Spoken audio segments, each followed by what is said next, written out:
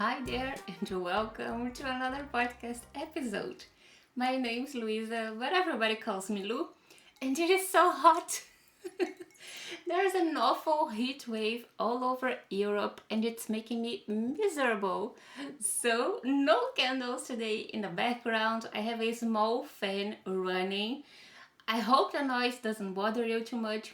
I will try to edit it out, but I am definitely not an editing expert, so I don't know if I will be able to do that, but I am trying, so please bear with me today. Believe it or not, I was able to make progress on my knitting, and what do I have for you today? I have two new cast-ons that I am really excited about, and I've made some good progress on my lace sweater.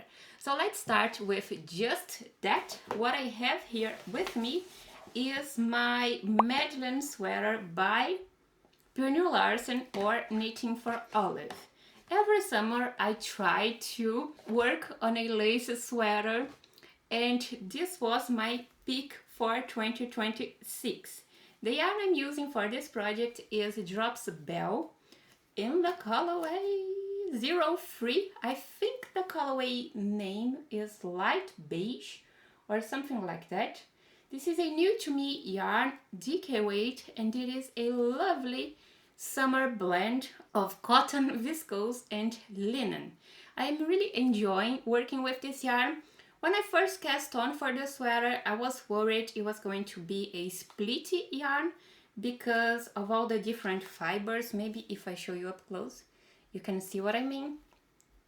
It is a very loose ply, but I'm not having any issues with it so far. This is how far I got. Last time I showed you guys this project, I had just maybe one lace repeat, lace motif here on the bottom done. By the way, this is a bottom-up construction. So what you're seeing here is the body of my sweater, the lower body of my sweater. And right now I think I am ready to separate for front and back yokes. Where the pattern has to separate is actually here where I added a lifeline.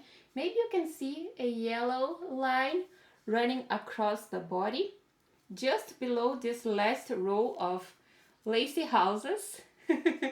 When I blocked this to check the fit and everything, I felt like it was going to be a cropped fit on me, even though if we look at the pattern photos, it is a very oversized fit and even longer than what I usually like for my sweaters. But when I blocked my Madeleine sweater, I felt like it was going to be too cropped. So I added an entire repeat of the lace chart and added a second lifeline here. So right now I'm ready to separate for front and back, and in case that was a terrible idea, I have a lifeline here to help me rip back and make my life easier. I don't know if I will regret the decision, but we'll see. I will report back on this next podcast episode, but so far this is it. Let me show you the lace pattern up close because it is gorgeous. I love this stockinette section in between the lacy roofs, and I'm having a lot of fun with this project. I am very intimidated by lace projects overall, and when I cast this on, it was no exception. But I am happy to announce that knitting this has been absolute joy. The chart is surprisingly easy to follow and easy to memorize, so I don't have to keep referencing the chart every time I start a new round. And I am really enjoying this. I am only knitting this at home because I don't know how to fix mistakes in lace knitting, but so far so good. The only thing I have to complain about this sweater so far is this lace motif is so gorgeous that every now and then I find myself admiring this work instead of actually knitting it, but this is a very nice problem to have. After doing a mid project block, I actually stopped to do this mid project block when the pattern instructed me to separate for front and back. So I blocked all the way to here, just removing this last lace chart. And when I tried it on, it looked a little bit cropped, like I said, but in terms of the width of the body here, I wrote it down, let me just check. I got 7 centimeters in width, which was really nice because I was worried it was going to be maybe a bit snug on me. This is a bottom-up sweater. I don't find it really easy to imagine the final fit of a sweater with a bottom-up construction. I think the fit is going to be just right with those 7 extra centimeters, if not a little bit more oversized than I first imagined, but I think it's okay for a lace sweater. In fact, I got so much width when I did the mid project block that I lost a little bit of length. So I think that's why I had to add another lace repeat here on the body. And not only because of that, but I am also completely off gauge. I'm always off gauge, but I think the recommended needle size for this sweater is a 4.5. If I'm not mistaken, but when I swatched with this needle size, I didn't really like the fabric. It felt too loose, so I decided to size down to a 4mm. So this is what I'm doing. I have here, let me just double check. Yeah, I have a 4mm on my needles and 4mm needle tip, that is. And I am really enjoying the fabric. I don't find the lacy roof too, well, gappy, I would say. I think it's just right. It's a little bit tricky to see. Well, I'm showing you the part that hasn't been blocked, so maybe I should show you the bottom here.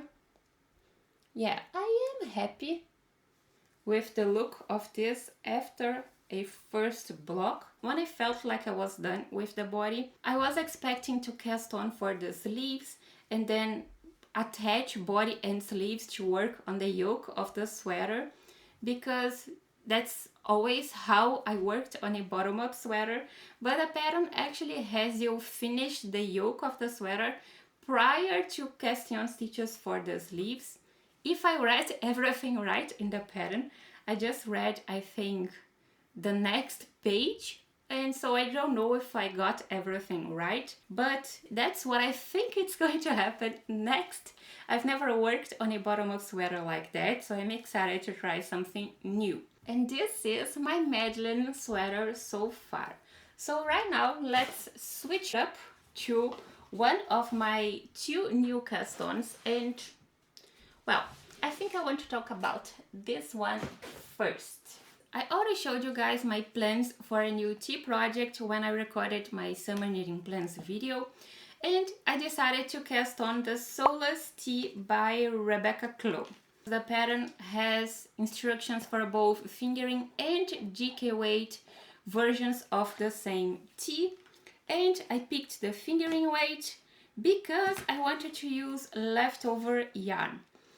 Last spring, maybe, I worked on the Clematis sweater by Emma Maya, this here, and I used Malabrigo sock for this project. It is actually a very special yarn to me because it is hand dyed. I don't usually knit with hand dyed, so I wanted to make a good use of my leftovers and cast on a very special project with it. My idea was to work on the Sollas Tee, but I didn't have enough leftover to work on a single color Sollas Tee or cardigan because I chose to knit the cardigan version. So I went through my stash and I found this guy here. This is Regia Premium Merino Yak in the colorway 7508. This guy here. And now I realize I didn't show you my Malabrigo sock up close. So this was my leftover skein. I really love this colorway, by the way. It is colorway 343 Legend. I have no idea where the label is. It's somewhere lost in my craft room, but one day I will find it. I didn't have enough yarn to knit a single color Sollas cardigan, so I wanted to make stripes using these both yarns. But story of my life, I am off gauge. When I swatched for this project, I think that the pattern gauge is 24 stitches, and after I blocked my swatch, my gauge was 28 stitches.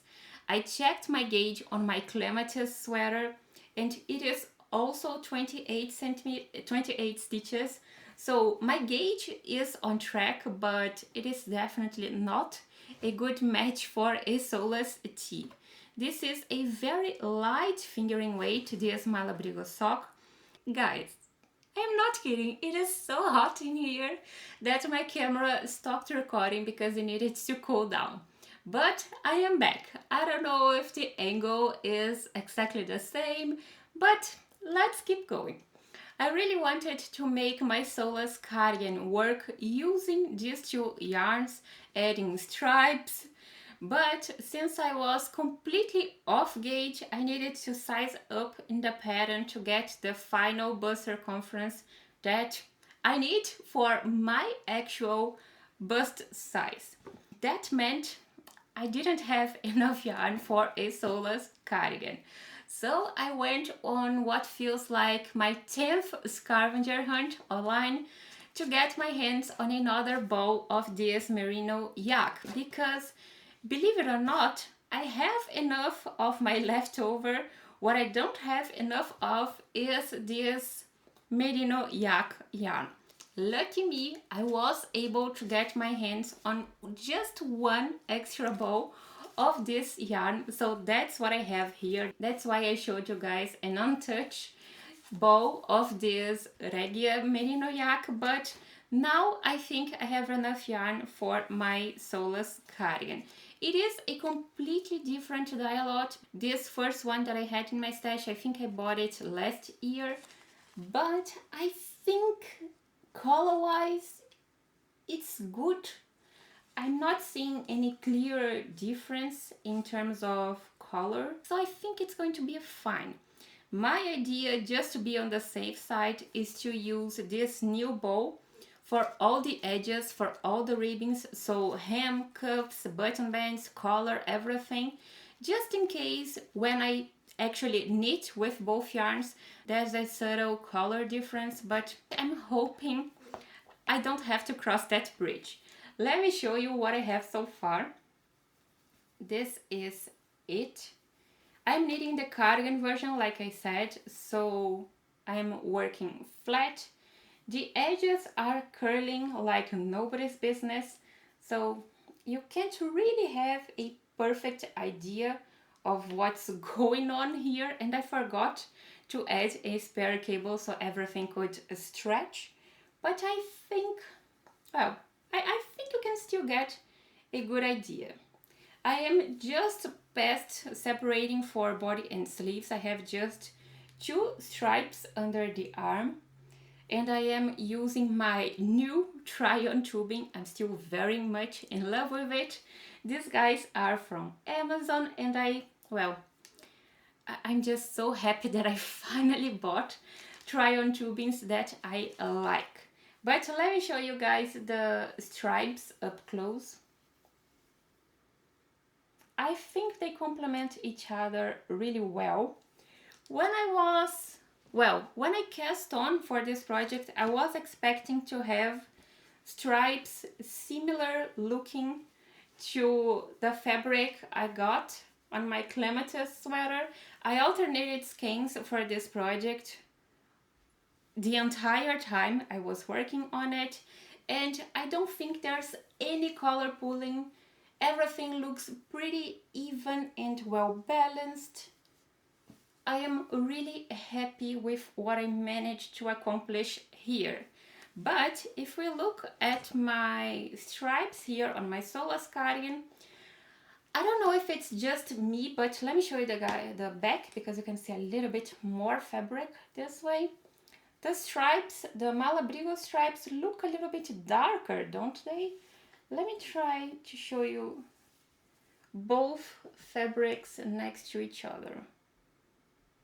I mean, am I doing a good job? Maybe like this? Yeah. The stripes on my Sollas cardigan look a little bit darker, but I don't think it's enough to throw everything off balance. I am alternating skeins as well. When I first cast on for the Sollas, I forgot. Well, I didn't really forgot, I just thought it wasn't going to be necessary to alternate skeins for this project. It has stripes, I am working flat, increasing almost every row. Well, at least when I was working on the yoke of this sweater, because it is a satin sleeve construction. So I didn't think it was going to be that important to alternate skeins, but as it turns out, it is, because it was pulling like nobody's business. So I ripped everything back and cast it on again. So what you're seeing here is my second attempt of knitting the Sollas cardigan, but now I think they look, well, at least as even as I will be able to get, because this skein of Malabrigo sock, I think it's darker than all 4 or 5 skeins that I used for my clematis sweater. So I think that's why my stripes look a little bit darker. Or maybe I'm being influenced because they are nestled in between these other color stripes, which is obviously darker, so maybe that's why the overall effect of the Malabrigo sock is a bit darker. So I don't know. I still like it. I am excited to work on it. I think everything will look great in the end. But these yarns are not a good match. This Malabrigo sock is much lighter than this Merino yak. When I am switching colors for a new stripe, I can feel it on my needles. The Merino yak stripes are a little bit, denser. So I tried to play around with different needle sizes when I was swatching for this project. First, I tried a 3.25, which is what I used for my clematis sweater. I didn't really like the gauge and the fabric I was getting, so I sized up to a 3.5. I liked the fabric I was getting, but I was so far off on gauge that I played with needle sizes a little bit more, swatched with a 3.75 and even a 4mm, but my gauge on the Malabrigo stripes was so loose, I didn't really like the look of it, so I went back to my 3.5 and that's what I'm using for this project. But, like I said, they are not a very good match, but I think they don't look terrible. If you don't squish the fabric, you can't really tell that one stripe is a little bit denser than the other. Maybe you guys can give me your opinions.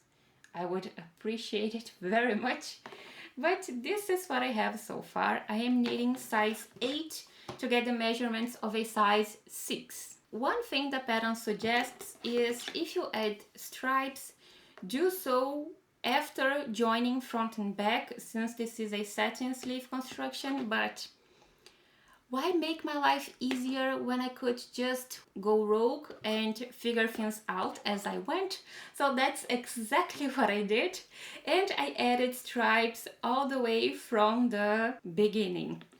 So I am doing 6 rows of this darker color and 8 rows of Malabrigo sock. So my plan is to add stripes to the entire body and sleeves of this cardigan and do all the ribbing using just this Merino yak color.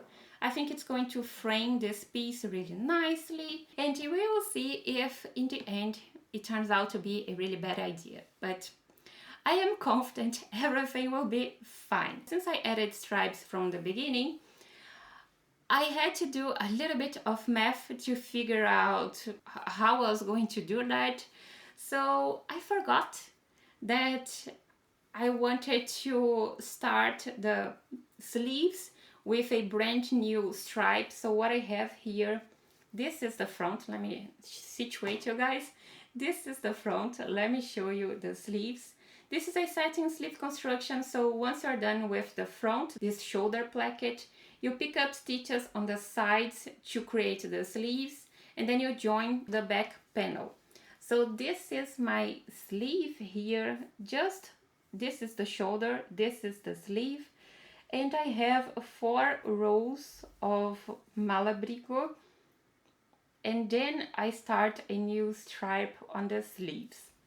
I don't know if this was the best idea ever. Well, it wasn't really an idea, it was kind of a mistake on my part, but I still think it looks fine. I don't think I'm going to notice that at all once this project is done, blocked, and I am wearing it.